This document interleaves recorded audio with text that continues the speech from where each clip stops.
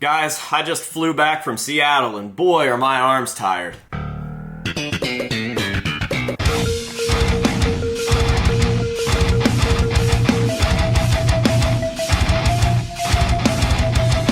What is going on, ladies and gentlemen? It's your favorite mask collector's favorite mask collector, AJ Good, here at the House of Masks, where we unbox and review cool stuff almost every single day. And today, I think we are going to unbox and review something pretty cool. I just got back from Seattle, had a great little mini vacation hanging out with my friends in Crypto yet again. Went out and got to watch them perform their last show on their first US headlining tour, which was pretty cool. And then I just got to spend a couple of days with them afterwards, which was a fantastic time. I can't wait for them to come back. And if you guys haven't checked out Crypto yet, make sure to go do so. But we are back now and I am ready to get back to work. You guys have no idea how hard it was to go out there and not record stuff, not make a vlog, not make videos. I just love making videos. So that is exactly what we are going to do, and we are going to get restarted into our regular routine with something pretty special. Now, this comes to us directly from the Slipknot store, and I've seen a few of these popping up on my timeline, so it seems like they are being delivered. I picked mine up today, but I have no idea what day it actually came in.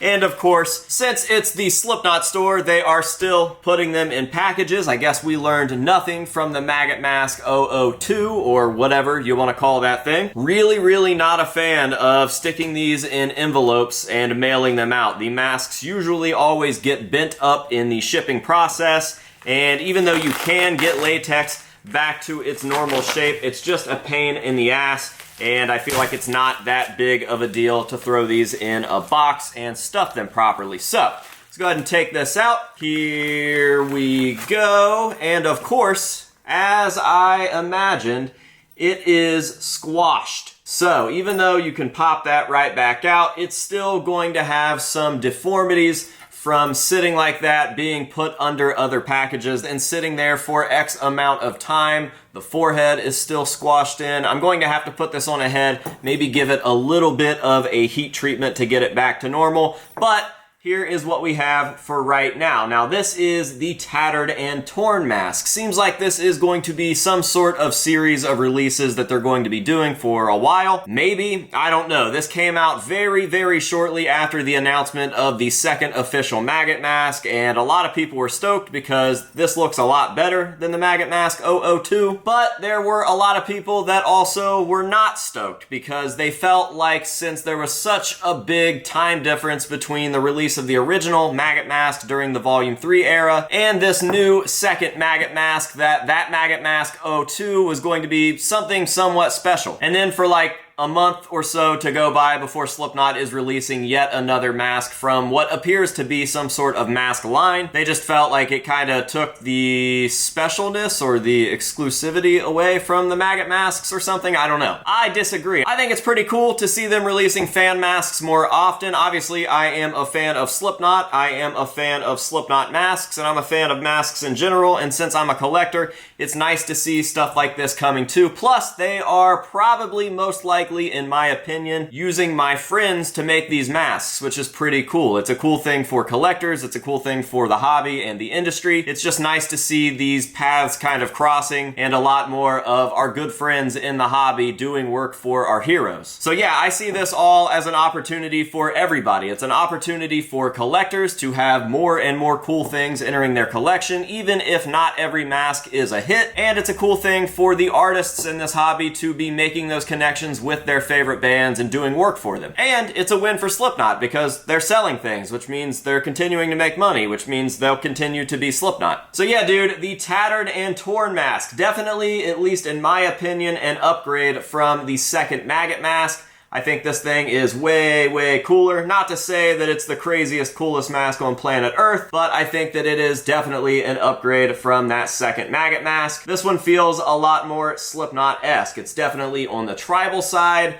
and it seems to incorporate a few different things here. Now, one of the things that I said when they announced this was that it had very Joey-like tribal eye makeup above the eyes. I still feel that way. I think that those lines are very, very reminiscent of a Joey mask, whether that was on purpose or subconscious. I also see some hints of a Jay Weinberg mask in here with the shape of the lower half of the face, the nose there. There's all kinds of stuff. I've seen theories all over the Slipknot groups, and none of them are really incorrect. I think that this touches a lot on various Slipknot masks, and I don't even think that that was on purpose. I think what is happening here is that Clown is going in and doing some AI art and then giving those concepts to artists to create real-life physical versions, and I think that that is what we got here, and it's what we got with the Maggot Mask 02 back there. Again, super, super good quality on these. There is no terrible, ugly plastic zipper to ruin this mask, so I don't have any complaints. It's a nice, even, thick cast.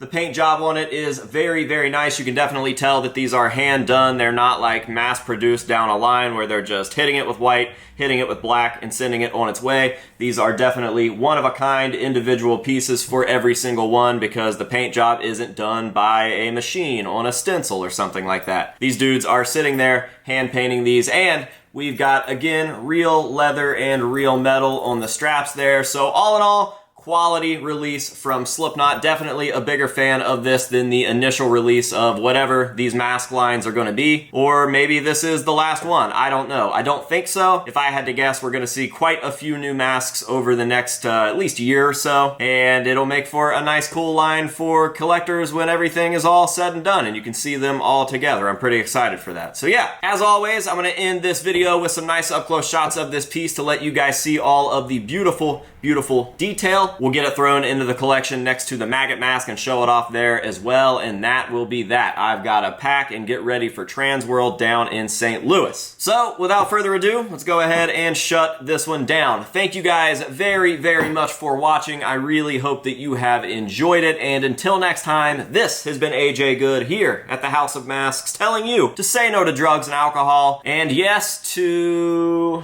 what should we say yes to today? Normally, I always know what we're going to say yes to. Oh, you know what? I got over my lifelong fear of flying for this Seattle trip, so I'm gonna tell you guys to say yes to conquering your fears. And we will see you guys in the next one.